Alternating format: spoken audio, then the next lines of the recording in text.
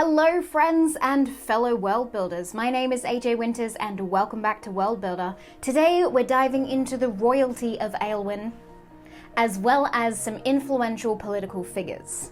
I'm so excited for today's episode. I've gotten out inks, stamps, parchment, and we're going to dive into a little bit of genealogy when it comes to the leaders of the different regions in Aylwin.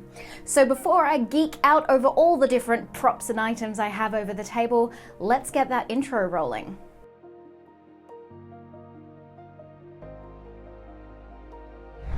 Alright, I feel very queenly. I think it's because I'm being surrounded by crowns and jewels and rings. This is cute. The only problem is I have an artist's hand with ink all over my fingers and very short nails because I get into all the prop making and such.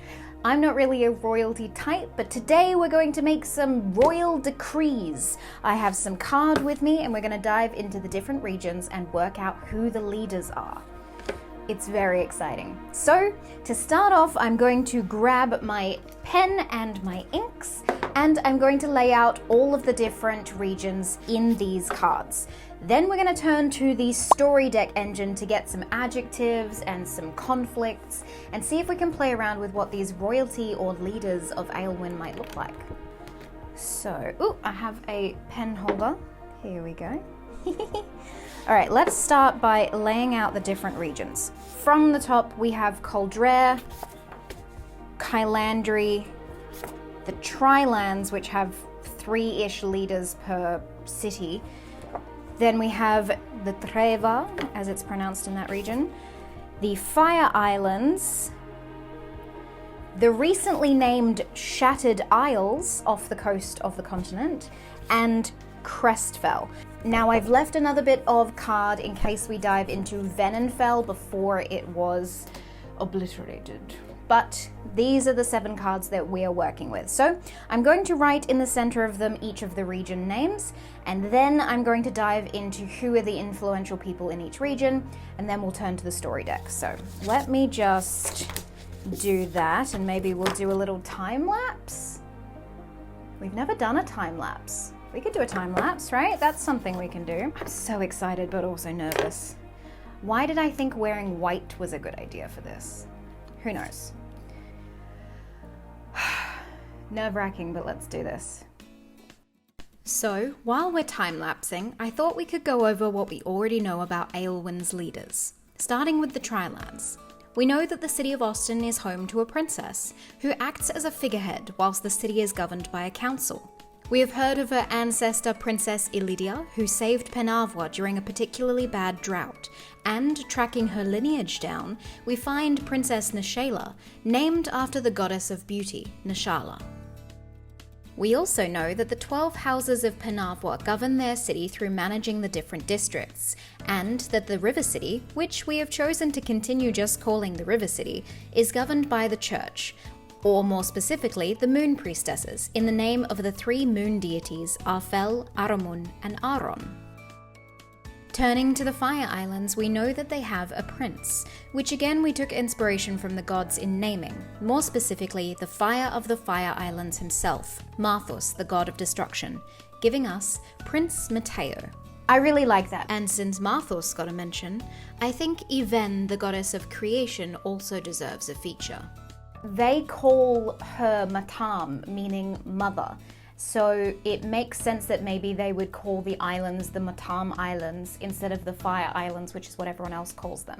So his royal title would be Prince Matteo of the Matam Islands, which I really love. Does this still count as a time lapse? I don't think so. Moving further south to the Shattered Isles, which we know is secretly being ruled or led astray into scavenging and pirate culture by someone known only as the Captain, which implies that there is another form of government already. Before Penarvois became an independent city and an independent part of the Trilands, they used to be part of an empire, and we've been dabbling around with the idea that the Shattered Isles are the location of where that empire used to be before it got corrupted and now has a lot of pirate culture involved. I think that when the empire came to this land, they looked over the valleys and the mountains and this river, a land of plenty. Bear with me here. We had a plant that we named back in our flora episode. Avwa, as in life, plant of life. So maybe a life of plenty is what the city translates to. Penavwa, the city of Pen. Penavwa was named after the location, it wasn't named after the empire. So we have named them the Kaiji Empire. And now we can decide if and how involved they are in actually governing the Shattered Isles, and if there is an emperor. Ooh, is there an emperor that still lives on the Shattered Isles? Maybe. Enter Emperor Leon, the 317th ruler of the Kaiji Empire. Now I'm playing around with this name because I think maybe the Kaiji Empire is named after a creature. I'm picturing something chimera-esque, which in turn makes me think of lions, like many a king or figurehead in our own history who have used them for emblems or even titles. King Richard the Lionheart, for example, hence the name Leon.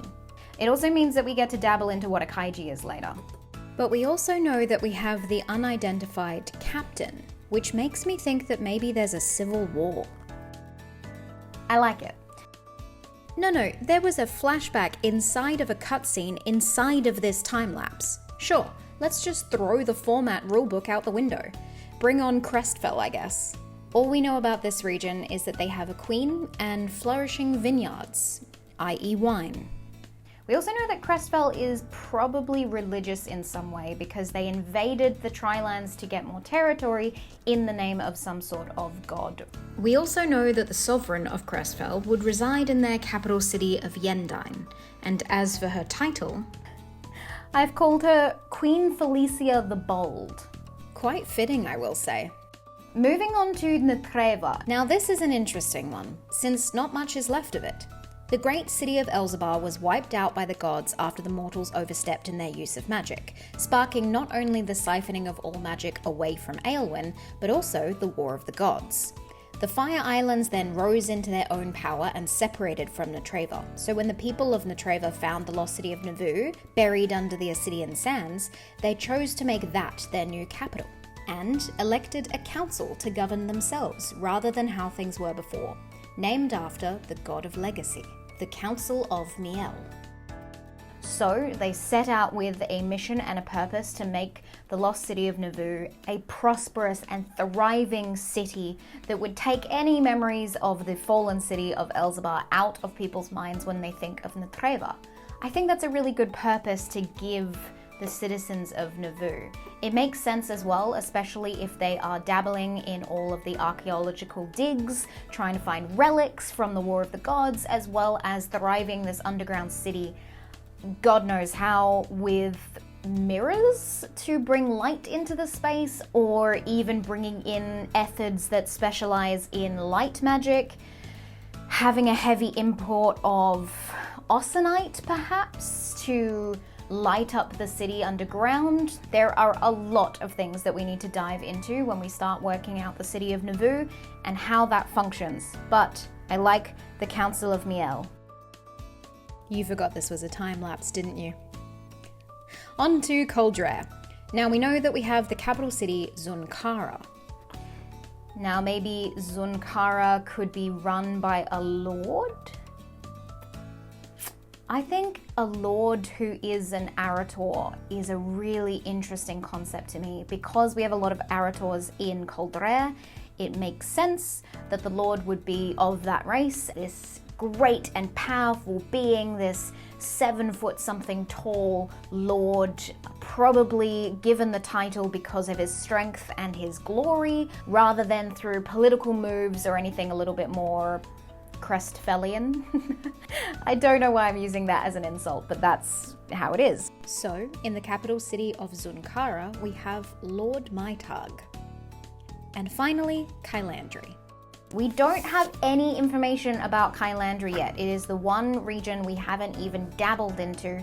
We don't know if there's any type of ruler. The only thing that we do know about Kylandri is that it is incredibly dangerous, but it also has a beautiful, rich, and colourful rainforestry, and it also has the brass towers. Do we need a capital city of Kylandri? Probably. Should we name them right now? Sure.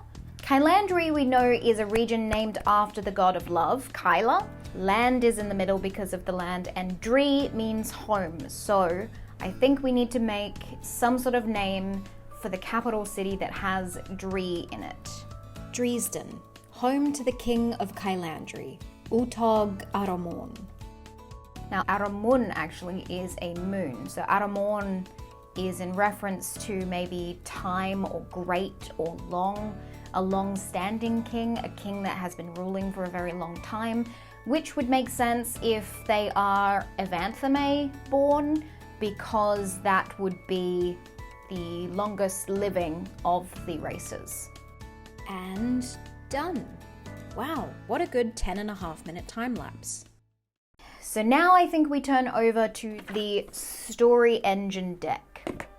Let's get cracking into this. There's a bunch of different cards in the story engine deck that we can work with, but I think we're going to go and stick with more of the aspects as well as the conflict cards, because those can heavily influence our royalty and government leaders.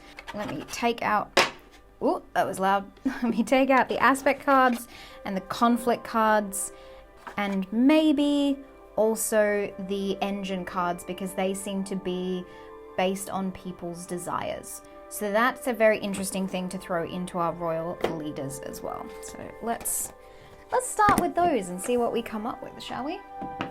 So first I'm going to shuffle the cards a little bit more and then immediately choose one, so you can see I'm not rigging this. But they must let go of an old grudge. The other one is, but they will never forgive themselves. I like the second one, they will never forgive themselves. So let's put that straight into the card holder. There we go. Then we have our aspect cards, same thing. Shuffling the aspect cards just slightly in case I have used one before. And then we pick out ancient, shocking, talkative, and healing. Let's go with talkative. This is the only problem with this is now these are upside down for you, but we have the cards here. Okay, and then lastly, the engine card, which is their desires or some sort of prompt on how they behave. Oh, sorry, let me raise these cards up so you can see what I'm doing terribly. Okay, one more time for the camera. Shuffling and choosing. Wants to destroy the world. Wow, interesting. The other one says wants to destroy someone's dream. I like the second one. So maybe we're playing around with someone who is the jealous type. They are very talkative, so I'm getting the impression that they are a little bit gossipy. Maybe I've watched too much Bridgerton, but I'm seeing a little bit more of a lord or a lady or a queen in this aspect. Then we also have the fact that they can never forgive themselves. So maybe they can never forgive the fact that someone is above their rank, or never forgive a person for taking what they want in life, and the fact that they then want to destroy that person's dreams. So they are also vindictive. Interesting.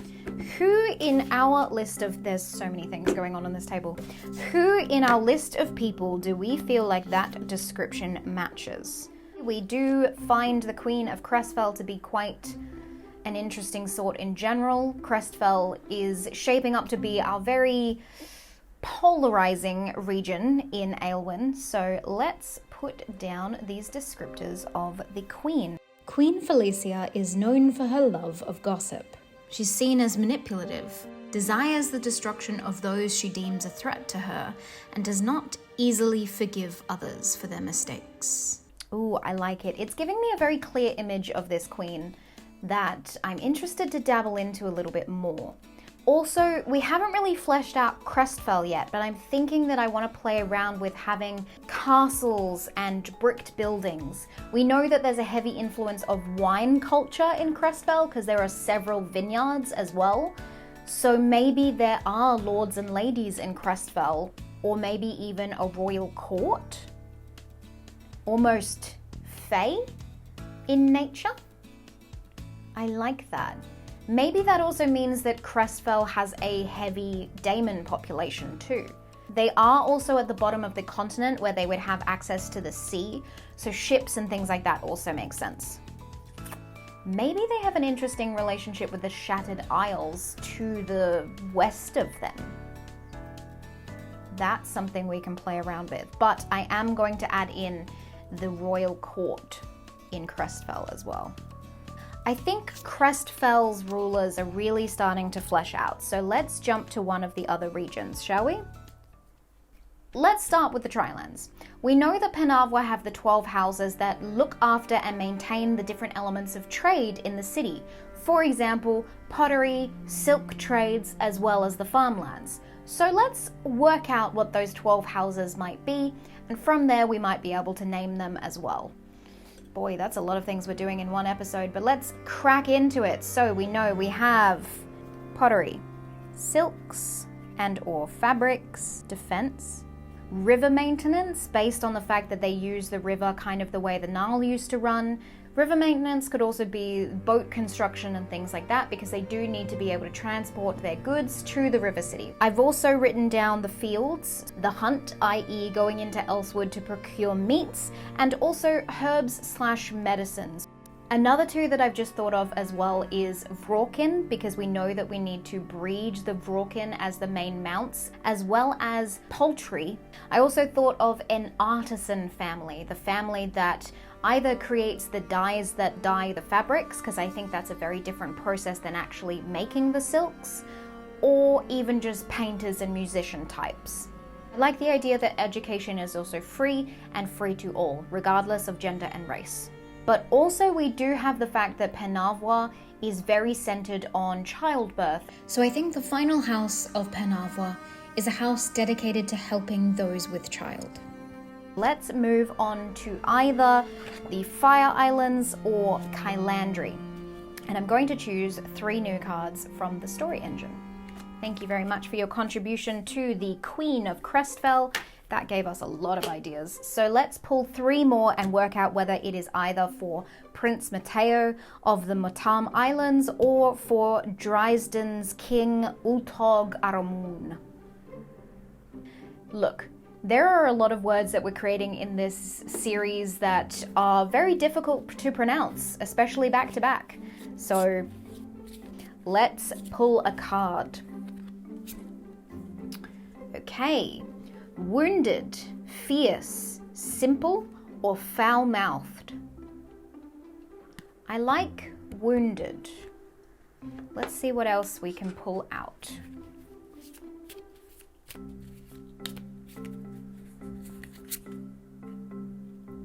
They will have to try something frightening and new, or the last time they tried it ended in humiliation. I'm going to go with they will have to try something frightening and new. And I think that, I know I haven't pulled the last card, but I'm leaning more towards King Ultog Aramun because I think that they have been very separate from the rest of Aelwyn for a very long time. And now that the regions are becoming a lot more integrated, something frightening and new for that king would be that he would need to integrate more into the rest of Aelwyn's society. Or at least pretend to. And that's all new for him. So, last card.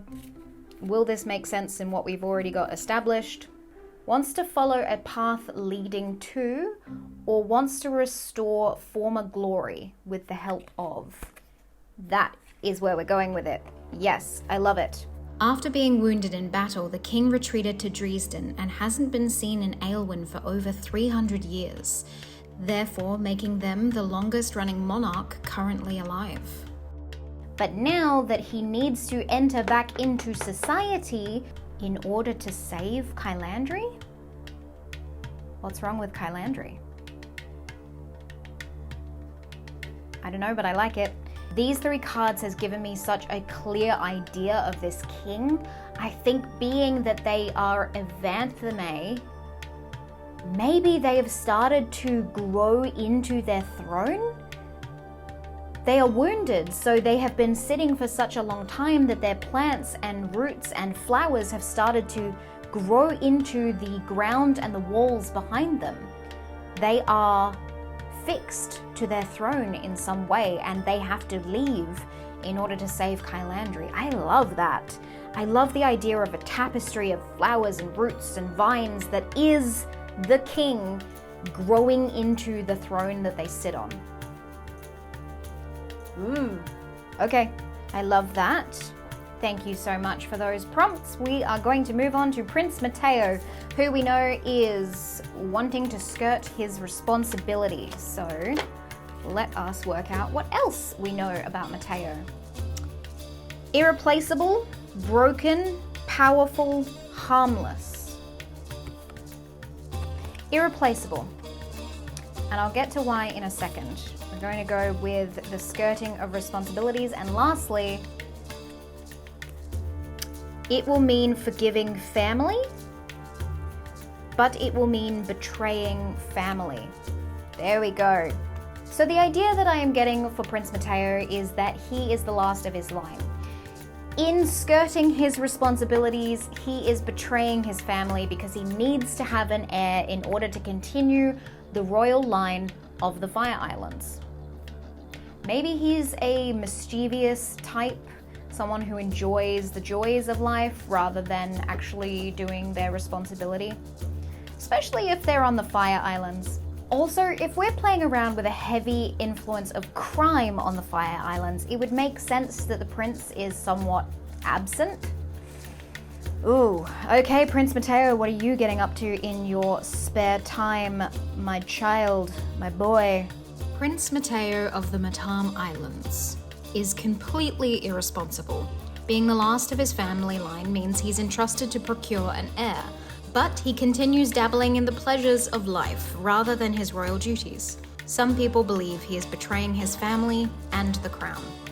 I am moving on to Netreva. Now, I know nothing else about Netreva other than the fact that we've created this Council of Miel. So, I'm going to pull a bunch of cards from the Story Engine deck and see if that influences any sort of figureheads in the Lost City of Nauvoo. Let's go for it. 1. Wants to improve the reputation of. That makes sense if we're dealing with the city of Nauvoo. The other one says wants to save a loved one. No, I think we're going to save the reputation. Maybe saving the reputation of the Netreva itself. What else do we have? Everyone around them will assume it was for the wrong reasons. So maybe this person, even though they are trying to save the reputation of Netreva or improve the lives of the city of Nauvoo, people see them as a bad person. They see them as someone who is manipulating the circumstances. Fascinating. What else do we know about them? Fickle, mighty, innovative, hated. I want to use 2 of these. I want to say both hated and innovative, because I think that whoever this person is who is trying to save the reputation of Netreva and flourish the city of Nauvoo is someone who is hated by the community, by the people, but they are also innovative in the way that they do things. Nobleman Isha, hated by the people, but incredibly innovative in their attempts to save the reputation of Netreva. I think that people stopped traveling to Netreva after it became the Ascidian Sands, and now that it is such a dangerous place with the nightmarish creatures as well as the sandstorms that scream at you with 1,000 voices of dead people, I think that this nobleman is trying to save what was Netreva, this great and mighty land, full of magic. So maybe he is on an endeavor to procure different relics from the War of the Gods. Maybe he is heading up the different archaeological digs in Nauvoo, whereas other people in the city might see that for selfish reasons, or they might think that this person is destroying the city. Yeah, I think that that's a very valid point. People could complain about the construction in the city of Nauvoo, as well as the fact that new buildings are being put up rather than continuing the old buildings. Whereas Nobleman Isha sees it as a way of thriving the city, as well as discovering old relics that might be able to bring back magic to restore Netreva in its glory. I love that. Let's do one more council member whilst we're here in the Treva. So I'm going to put these away. Let's go 1, 2, 3. We're getting rapid fire now. So, private, damaged, unexpected, or crude. Interesting. Wants to commit a crime, or wants to upstage a rival. Fascinating. Then we have, but it will mean breaking a promise, or, but they will have to keep a promise they have been avoiding. Juicy. I like it. Okay. They will have to keep a promise they were avoiding. They want to upstage a rival, and maybe we make them... Let's make them a private person. Should we give them something else? I'm going to give them one more descriptor. Let's have a look. Treacherous, wish-granting, cloying, or glorious. What an interesting group of words. I think I'm going to go with wish-granting. I know that sounds really strange, but I'm picturing some sort of nobleman who is more private and quiet, so no one suspects them. But they have someone that they want to upstage, potentially another council person. So I think this has to do with marriage. We haven't gotten into any marriages yet, so I am going to do a marriage agreement that this councilman is going to have to follow through with in order to upstage a rival. But maybe because they are such a private person who enjoys helping others. Nobleman Christoph, a private man who seeks to help the underprivileged by moving his way up in the council. But in order to do so, he must follow through with a marriage proposal that he doesn't necessarily want to do, but will help him to upstage his rival. Maybe the marriage is some sort of family connection as well. Something that links him more to the city of Nauvoo, which would see him becoming more of a political impact in the council later on down the track. Finally, 2 more. The Shattered Isles and Coldre. 2 of which we have no clue what we're working with. So maybe let's pull some cards for Lord Metag, who is the, I want to say some sort of barbarian type ruler of Zunkara. So let's go. 1, 2, 3. Destructive, overlooked, vibrant, complex. I'm going to say destructive. We're going to change that one around. Then it will mean forever living a lie, or they will have to stop living a lie. So let's say that they're living some sort of lie, but what lie are they living? Wants to obtain or wants to abandon?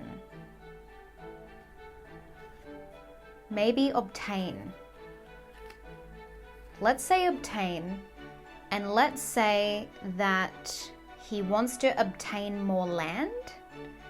Maybe there is some sort of tense relationship with the king from Kylandri. They do share a border, and they both are Ethid territory. So maybe the king of Zunkara wants to obtain more land from Kylandri, and maybe they have some sort of ridiculous belief that they are saving Kylandri if they overtake. Okay, earlier when we were talking about the king Utog Aramun, we were talking about how they need to get back into society in order to help Kylandri. What if the king from Zunkara wants to save Kylandri in his own way, but in order to do so as a proud man who won his title through strength, wants to battle the king of Kylandri? Yes, I like that. Lord Maitag won his title through strength. He believes challenging the king of Kylandri to a battle to be the best way to earn the territory. His methods may seem destructive, but he truly believes he can save his neighboring region if he wins the right through honor. So that's a very interesting twist, and I think that makes for a very tense relationship between Coldre and Kylandri. which I'm excited to tap into later. So finally, let's dive into the Shattered Isles with one final pull of the cards. We have been playing around with the idea that the captain is a child who is able to communicate with the goddess of the sea, Nilov. So maybe if I pull the right cards, that might come into fruition. So let's see, 1, 2, 3. Traumatic, revolutionary, gilded, misunderstood. Easy, revolutionary.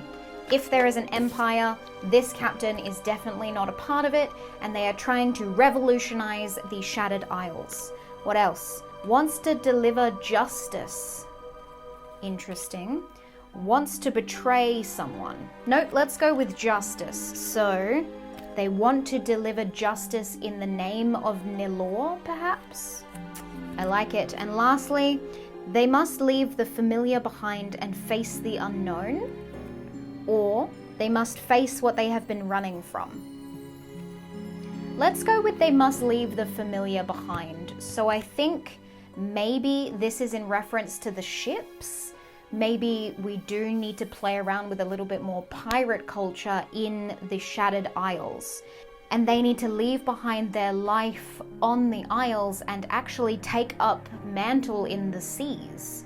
Or this could even be in reference to the fact that the captain and their identity is unknown. So maybe in order to deliver justice, they need to reveal their identity and step out from the shadows to actually take command over the Emperor Leon. The captain may just be a child, but she acts in the name of or under the influence of the sea goddess Nilov, and with an illustrious title that she hides behind, she's been able to instigate a civil uprising against the Kaiji Empire. Now, she plans to take up her mantle in the seas, with the first mate by her side. Okay, I'm very happy with where we have landed for today's episode. We have so many more characters involved in Aylwin than we ever have before. So, the last thing I'm going to do as we're wrapping up today's episode is give the seal of approval for these royal leaders and politicians. In the name of some sort of king or queen, I am going to lay out the 7 seals of approval. As I am doing so, if you enjoyed today's episode, please give it a like and follow the channel so that you get notified every time a new video comes out. If you want to stay up to date with all the behind the scenes stuff, then you can follow us on all the social media in lead up to the tabletop RPG show that is going to be set in this world. Or if you want to be part of the community and take part in weekly world building challenges, then you can join us over on the Discord. But maybe you want more of a behind the scenes access as well as downloadable PDFs of everything we create on this channel. Well, then you can join us on Patreon. And lastly, we have a live world building stream every Tuesday night at 8 PM AWST on twitch.tv/winterstales if you would like to come and world build beside us. But for now, let us give our seal of approval. Next week, we're going to be diving into Crestfell, working out their queen's ruling and the other features in the region. But until then, I'll see you next week.